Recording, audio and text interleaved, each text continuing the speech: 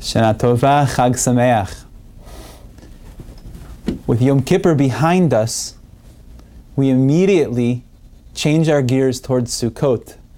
And as some of you are likely familiar, our custom is to immediately begin construction of our Sukkah as soon as Yom Kippur is over.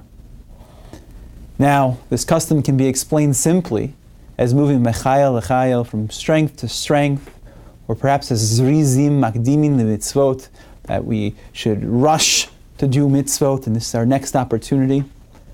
But I think if we recall the stories of Chumash, we'll notice that there's actually something much deeper inherent in this tradition.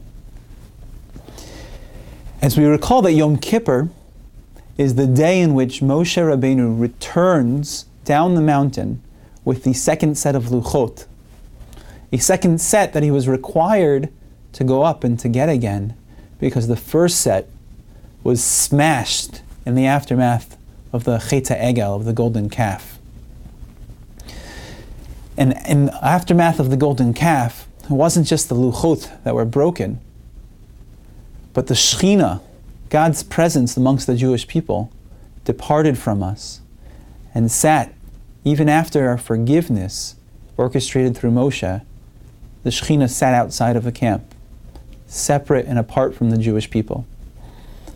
And there it would actually sit for 6 months, even when Moshe would come back down the mountain with the new luchot, the new tablets, symbolic of the kapara, the atonement that the Jewish people had had, of the renewal and the re-signing of our covenantal relationship. The Shekhinah still sat outside the camp.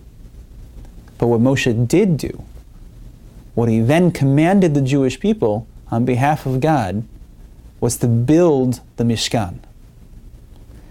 And over the course of that construction, the Jewish people, through their efforts, through their contributions, through their enthusiasm, and through their hands, they built a place amongst them again for God to dwell, and the Shekhinah returned to Israel.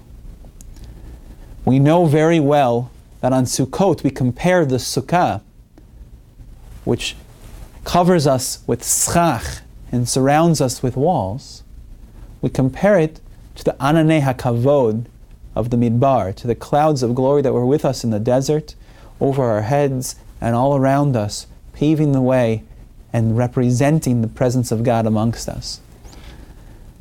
We also look to that schach and see it as the Shekhinah, the divine presence, resting atop of our sukkah in the same way that it rested on Sukkot David in the Beit HaMikdash and on the sukkah of the Midbar, the Mishkan, that the Jewish people had built together.